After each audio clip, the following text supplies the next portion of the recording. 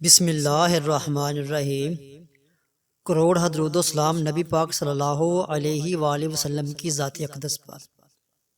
شاہ جنفو دیکھنے والے تمام دوست احباب کو السلام علیکم ورحمۃ اللہ وبرکاتہ۔ پیارے دوستو، اکثر لوگ ایسے ہوتے ہیں جن کو کوئی بیماری نہیں ہوتی اور وہ اچانک مر جاتے ہیں، جبکہ کچھ لوگ سالوں تک بیمار رہتے ہیں اور ان کو موت نہیں آتی۔ جب کوئی بیماری لمبی ہو جاتی ہے تو اس بیماری سے نہ صرف مریض تنگ ہو جاتا ہے بلکہ اس کا خیال رکھنے والے بھی اس کی بیماری سے تنگ آ جاتے ہیں۔ جب بھی انسان پر کوئی بیماری آتی ہے تو بے شک اللہ تعالیٰ ہی انسان کو اس بیماری سے شفا عطا فرماتا ہے۔ بعض اوقات شفا کسی ظاہری سبب سے حاصل ہوتی ہے اور بعض اوقات بغیر سبب ہی بیمار شخص شفا یاب ہو جاتا ہے، لیکن یہ بات یاد رکھنے کی ہے کہ شفا تو اللہ تعالیٰ ہی دیتا ہے۔ اللہ کے سوا کون ہے جو شفا دے سکے؟ اس چیز کو اللہ تعالیٰ قرآن پاک میں یوں بیان فرماتا ہے، اور جب میں بیمار ہوتا ہوں تو اللہ مجھے شفا بخشتا ہے۔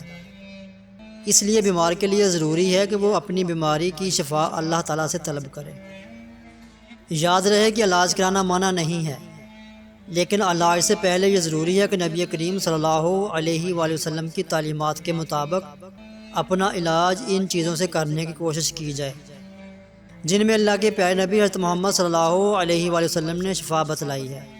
یاد رہے قرآن پاک کو اللہ تعالیٰ نے خود مومنوں کے لیے شفا بتایا ہے، بلکہ یوں فرمایا ہے کہ ہم نے اس قرآن کو مومنوں کے لیے شفا اور رحمت بنا کر اتارا ہے۔ معلوم ہوا کہ اللہ تعالیٰ نے اس قرآن پاک میں شفا رکھی ہے، لیکن افسوس کہ ہم لوگ قرآن پاک سے بہت دور ہو چکے ہیں۔ آج کی ویڈیو میں ہم آپ کو قرآن پاک سے ہی ایک ایسا وظیفہ بتانے جا رہے ہیں کہ جس کی برکت سے آپ کے جسم کے اندر کوئی بیماری نہیں رہے گی انشاءاللہ، اور ہر طرح کی بیماری سے آپ کو نجات ملے گی۔ یہ عمل بہت ہی پیارا ہے جو کہ قرآنی عمل ہے۔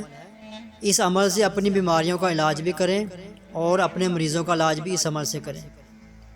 یہ عمل قرآن پاک کی اس آیت کا ہے، اور اس عمل کو آپ نے کیسے کرنا ہے اس بارے میں مکمل تفصیل جاننے کے لیے آپ سے گزارش ہے کہ ہماری آج کی اس ویڈیو کو آخر تک لازمی دیکھیے گا۔ آگے بڑھنے سے پہلے آپ تمام احباب سے گزارش ہے کہ اگر آپ نے ابھی تک اپنے چینل شاہ جنفو کو سبسکرائب نہیں کیا تو جلدی سے اسے سبسکرائب کر لیں اور ساتھ بنی گھنٹی کو دبا کر آل پہ لازمی سے کلک کر دیں، اور اس ویڈیو کو صدقہ جاریہ کی نیت سے اپنے سوشل میڈیا دوستوں کے ساتھ ضرور شیئر کر دیں۔ پیارے دوستو، اللہ تعالیٰ ہمیں علاج کرنے سے منع نہیں فرماتا، لیکن ہم مسلمانوں کو اس بات پر پختہ یقین ہے کہ شفا تو اللہ ہی دے سکتا ہے۔ اس لیے بیماری کی صورت میں سب سے پہلا کام جو کہ مسلمان کو کرنا چاہیے وہ ہے رجوع اللہ، یعنی جیسے ہی بیماری کا سامنا ہو تو 2 رکعت نماز صلاۃ الحاجات پڑھیں، اللہ تعالیٰ سے دعا مانگیں اور اپنے لیے شفا طلب کریں۔ انشاءاللہ رب کریم اس عمل سے اپنے بندے کو شفا دے گا۔ اگر شفا نہیں ہوتی تو پھر صدقہ کریں، کیونکہ احادیث مبارکہ سے یہ بات ثابت ہے کہ اللہ تعالیٰ صدقے سے پریشانیوں اور مصیبتوں اور غموں کو دور فرماتا ہے۔ اگر پھر بھی شفا نہیں ہوتی تو پھر اپنے معالج کے پاس جائیں۔ اس کے علاوہ احادیث مبارکہ میں اور بھی بہت سی تعلیمات ملتی ہیں جو کہ بیمار کی شفا کے لیے بتلائی گئی ہیں، مثلا شہد کا استعمال، آب زمزم کا استعمال کرنا وغیرہ وغیرہ۔ تو دوستو، معلوم ہوا کہ علاج کرانا بھی ضروری ہے، لیکن اس کے ساتھ ساتھ اللہ تعالیٰ سے دعاؤں کے ذریعے شفا طلب کرنی چاہیے۔ یاد رہے کہ وہ طاقت جو اللہ تعالیٰ نے قرآن پاک میں رکھی ہے اور نبی کریم صلی اللہ علیہ وآلہ وسلم کی زبان سے نکلے ہوئے الفاظ میں رکھی ہے، وہ طاقت دنیا کی کسی چیز میں نہیں ہو سکتی۔ حضرت خالد بن ولید رضی اللہ تعالیٰ عنہ کا مشہور قصہ ہے کہ کفار نے ایسی زہر تیار کی کہ اگر زمین پر گرتی تو اسے بھی جلا دیتی تھی، اور کفار نے اس بات کا اعلان کیا کہ ہم نے اپنی تلواروں پر یہ زہر لگایا ہوا ہے، جس کے بدن کے ساتھ یہ زہر لگے گا وہ زندہ نہیں بچ سکے گا۔ جب حضرت خالد بن ولید رضی اللہ تعالیٰ عنہ نے ان کی بات سنی تو ان سے کہا، لاؤ ذرا وہ زہر میں بھی تو دیکھوں وہ کیسا ہے۔ کافر نے جب وہ شیشی آپ رضی اللہ تعالیٰ عنہ کو دی تو آپ نے نبی کریم صلی اللہ علیہ وآلہ وسلم کی بتلائی ہوئی دعا پڑھی اور وہ زہر کی شیشی اپنے منہ کے ساتھ لگا لی۔ کفار کی آنکھیں پھٹی کی پھٹی رہ گئیں۔ دوستو، اسے کہتے ہیں یقین۔ اللہ تعالیٰ کے اور نبی کریم صلی اللہ علیہ وآلہ وسلم کے بتائے ہوئے کلام میں بہت طاقت، حکمت اور شفا ہے۔ اس لیے ان اعمال کو پورے یقین کے ساتھ کرنا چاہیے۔ تو چلیے دوستو بڑھتے ہیں اپنے آج کے عمل کی جانب، جو کہ قرآنی عمل ہے اور ہر بیماری سے شفا کے لیے بہت ہی مجرب ہے۔